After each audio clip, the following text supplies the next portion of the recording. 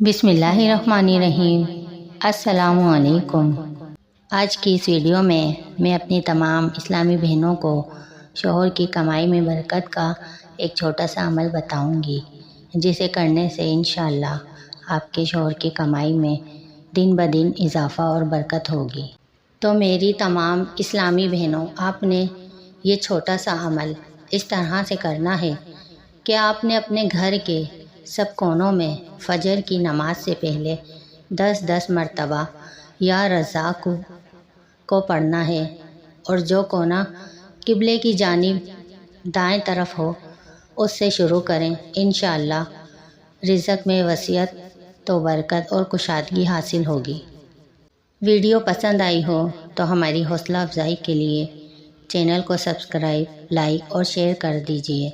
Notification بیل کو آن کر دیجیے۔ شکریہ۔